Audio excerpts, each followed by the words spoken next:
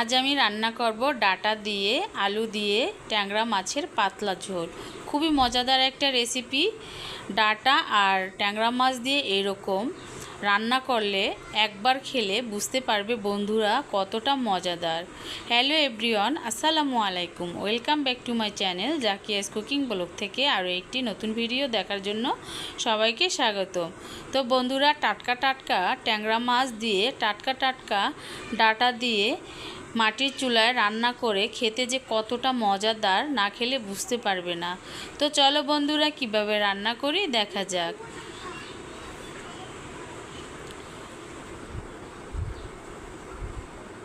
তো দেখো, এখানে এক মোটা ডাটা একদম টাটকা জমি থেকে তুলে আনা হয়েছে। খুবই সুন্দর ডাটাগুলো ছিল। তো আমি কিন্তু বটির সাহায্যে মুঠোটা খুলে নিচ্ছি। আর এই তো দেখতে পাচ্ছ, ডাটা শাক কিন্তু হয়েছে খুব সুন্দর। শাকগুলো একটুও পোকা নাই এবং অনেক নরম। তো আমি শাকগুলো ফেলবো না, এগুলো ভাজির জন্য রেখে দিব বেছে। তো একটা একটা করে ডাটা শাকগুলো কিন্তু আমি ডাটা থেকে ছিঁড়ে নিচ্ছি। আর এই ডাটা শাক খেতে কিন্তু অনেক মজাদার হয়। আর এই ডাটাগুলো কিন্তু মাশাআল্লাহ খুবই নরম ছিল আর অনেক মোটা মোটা ছিল। তো আমি এখন বটির সাহায্যে কিন্তু ডাটার উপরে যে খোসাগুলো আছে ওগুলো ছিলে নিব, খুব সুন্দর করে পরিষ্কার করে নিব। তো ডাটাগুলো কিন্তু অল্প সময়ে, কম সময়ে কিন্তু আমি ছিলে নিয়েছি, অনেক ভালো ছিল।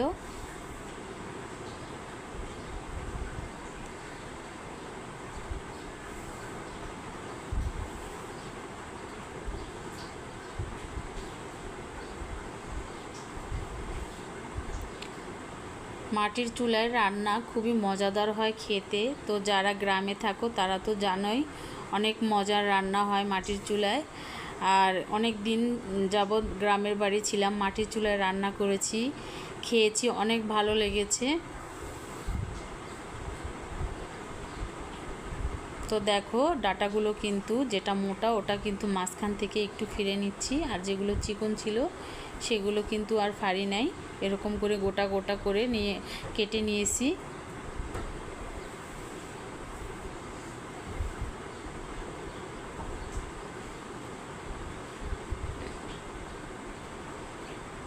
তো দেখো, ডাটাগুলো কিন্তু কাটা হয়ে গিয়েছে মাশাআল্লাহ অনেক সুন্দর করে।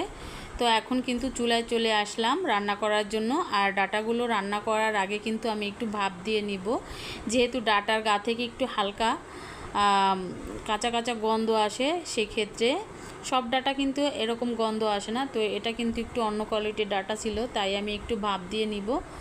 তো 4 থেকে 5 মিনিটের মতো জাল করে ভাপ দিয়ে পানি ঝরিয়ে তারপরে রান্না করব। তো দেখো, এখানে কিছু পানি অ্যাড করে দিলাম। আর এই তো এক পাশে কিন্তু ভাত বসিয়ে দিয়েছি, আর আমি কিন্তু পাতা দিয়ে রান্না করতেছি। আর মাটির চুলায় রান্না করতে আমার অনেক ভালো লাগে।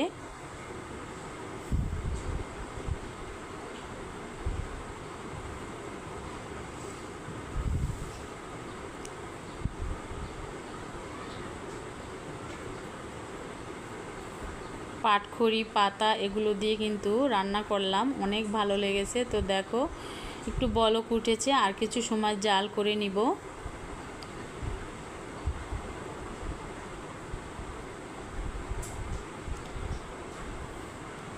তো দেখো, প্রায় হয়ে গিয়েছে। এখন একটা ছাঁকনির সাহায্যে ছেঁকে নিব ডাটাগুলো। মাশাআল্লাহ অনেক সুন্দর কালার হয়েছে, একদম সবুজ।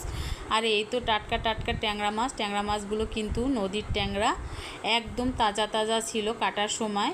তো এখন লবণ আর হলুদ দিয়ে পরিমাণ মতো করে মেখে নিব। আর তোমরা চাইলে মাছগুলো কিন্তু কষিয়ে রান্না করতে পারো, কষিয়ে রান্না করলেও অনেক মজাদার হয়। আর আমার ঘরের পরিবার সবাই একটু ভেজে খেতে পছন্দ করে, সেই ক্ষেত্রে এখানে আমি একটু হালকা করে ভেজে নিব। আর ভাজলে কি হয়, মাছগুলো কিন্তু ভাঙে না, একদম গোটা গোটা থাকে। তো মাছ ভাজার জন্য কড়াই বসিয়ে দিয়েছি চুলায় কড়াইটা গরম করে নিতে হবে। তো গরম হয়ে গিয়েছে, এ পর্যায়ে এখানে পরিমাণ মতো তেল দিয়ে দিলাম। তেলটা গরম করে নিব। তারপরে এক এক করে কিন্তু ট্যাংরা মাছগুলো তেলের মধ্যে দিয়ে ভেজে নেব।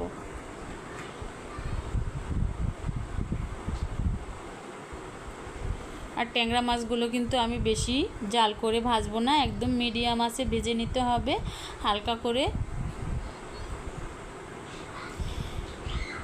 বন্ধুরা এরকম একবার হলেও রান্না করে খেয়ে দেখো, অনেক অনেক মজাদার হয়। যারা ভাত না খেতে পারো এভাবে একবার হলো রান্না করে খেয়ে দেখো, অনায়াসে কিন্তু 1 প্লেট ভাত খেয়ে ফেলবে। ছোট বড় সকলেই কিন্তু পছন্দ করবে এই রান্নাটা।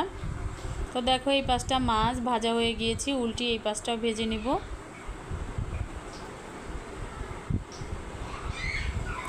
ভিডিওটি দেখতে দেখতে যারা এখনও একটা লাইক দিয়ে যুক্ত থাকো না, প্লিজ একটা লাইক দিয়ে যুক্ত থেকো। আর নতুন যারা বন্ধুরা আছো, আমার ভিডিও নতুন দেখতেছো, প্লিজ ভালোবেসে চাইলে আমার চ্যানেলটি সাবস্ক্রাইব করে আমার পাশে থাকতে পারো এবং পাশে থাকা বেল আইকনটি অন করে রাখতে পারো, যাতে নতুন নতুন ভিডিও আপলোড দেওয়ার সঙ্গে সঙ্গে তোমাদের কাছে পৌঁছে যায়। তো দেখো এই মাছগুলো ভাজা হয়ে গিয়েছে, তুলে নিলাম। পরবর্তীতে যে মাছগুলো ছিল সেগুলো ওই একইভাবে ভেজে নেব।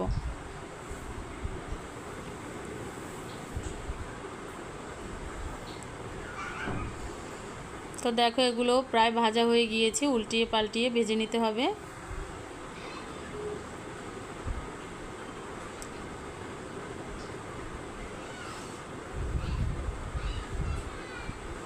তো দেখো সব মাছগুলো ভেজে নিয়েছি।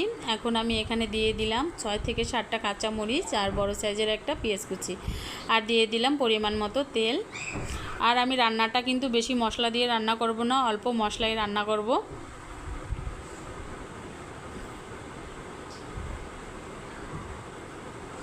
তো পেঁয়াজ আর মরিচ হালকা করে একটু তেলের মধ্যে ভেজে নিতে হবে। তারপরে অ্যাড করে দিলাম 1 চা চামচের মতো জিরা বাটা আর 1.5 চা চামচের মতো পেঁয়াজ রসুন বাটা। তো সবগুলো উপকরণ দেওয়ার পরে অল্প কিছু পরিমাণে পানি দিয়ে মশলাটা সুন্দর করে কষিয়ে নিতে হবে। কষানোর আগে এখানে আমি শুকনো মরিচের গুঁড়ো দিয়ে দিলাম। তো এটা হলো লাল শুকনো মরিচের গুঁড়ো, অতটা ঝাল নয়, তাই একটু বেশি পরিমাণে দিয়ে দিলাম 2.5 চা চামচের মতো। আর 1.5 চা চামচের মতো হলুদের গুঁড়ো দিয়ে দিলাম। আর দিয়ে দিব স্বাদ মতো লবণ। তো বন্ধুরা দেখেই বুঝতে পেরেছো কালারটা কতটা সুন্দর হয়েছে শুকনো মরিচটা দেওয়ার কারণে। শুকনো মরিচ আর কাঁচা ঝাল দিয়ে তরকারি রান্না করলে কিন্তু খুবই মজাদার হয় খেতে, দেখতেও সুন্দর লাগে। তো ভালোভাবে কিন্তু মশলাটা কষিয়ে নিতে হবে। মশলাটা যত সুন্দর করে কষানো হবে তত খেতে কিন্তু ভালো লাগবে তরকারিটা। তো মিডিয়াম আছে কিন্তু মশলাগুলো কষিয়ে নিলাম। এখন যে ডাটাগুলো ভাপ দিয়ে রেখেছিলাম সেই ডাটাগুলো দিয়ে দিলাম। তো মাশাআল্লাহ ডাটাগুলো দেখতে কিন্তু অনেক সুন্দর লাগতেছিল, একদম সবুজ। তো 3 থেকে 4 মিনিট ধরে আমি ডাটাগুলো কষিয়ে নিব ঢেকে।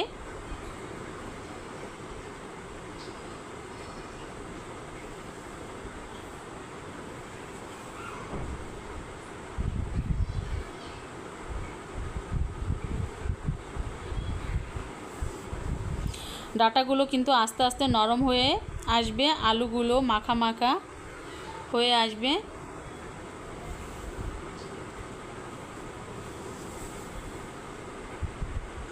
তো ঢাকনা দিয়ে ঢেকে প্রায় 4 থেকে 5 মিনিটের মতো জাল করে নিব। এতে করে আলু এবং ডাটাগুলো সেদ্ধ হয়ে যাবে।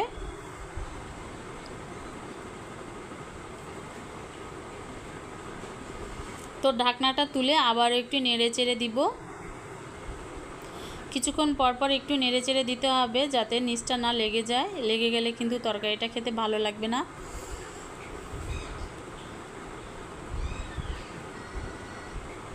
তো দেখো ডাটা আর আলু প্রায় সেদ্ধর কাছাকাছি। এ পর্যায়ে এখানে আমি ঝোলের পানি দিয়ে দিলাম। তো তোমরা যেরকম ঝোল খেতে পছন্দ করো সেই পরিমাণ অনুযায়ী এখানে দিতে পারো। তো আমি একটু হালকা হালকা ঝোল করে রান্না করব। মাশাআল্লাহ তরকারির কালারটা দেখেই বুঝতে পেরেছো অনেক সুন্দর হয়েছে। যেরকম দেখতে সুন্দর হয়েছে খেতেও কিন্তু অনেক অনেক মজাদার হয়েছিল। তো ঢাকনা দিয়ে ঢেকে আরও কিছু সময় জাল করে নিব। একদম পুরোপুরি ডাটা আলুগুলো সেদ্ধ হয়ে যাবে। তো দেখো ডাটা আলুগুলো সেদ্ধ হয়ে গিয়েছে। এ পর্যায়ে ট্যাংরা মাছ ভাজাগুলো দিয়ে দিলাম, তার সাথে দিয়ে দিলাম 2টো মাঝারি সাইজের টমেটো কাটা। তো টমেটো দেওয়ার কারণে কিন্তু তরকারিটা আরও মজাদার হবে। তো দেখো দেওয়ার পরে কিছু সময় জাল করে নিব। তো তোমাদের কাছে কেমন লাগলো রান্নাটা অবশ্যই কমেন্টের মাধ্যমে জানাবে। আর শেষ পর্যায়ে গিয়ে এখানে ধনেপাতা কুচি দিয়ে দিব, দেওয়ার পরে তরকারিটা নামিয়ে নিব। তো বন্ধুরা আমার তরকারি রান্না শেষ পর্যায়ে, এখন আমি একটা বাটির মধ্যে বেড়ে নিব তরকারিগুলো। তো দেখো মাশাআল্লাহ অনেক সুন্দর কালার হয়েছে, দেখতে অনেক অনেক ভালো লেগেছে। তো আজ এই পর্যন্তই, সবাই ভালো থাকো সুস্থ থাকো এই কামনা করি। আল্লাহ হাফেজ, আসসালামু আলাইকুম।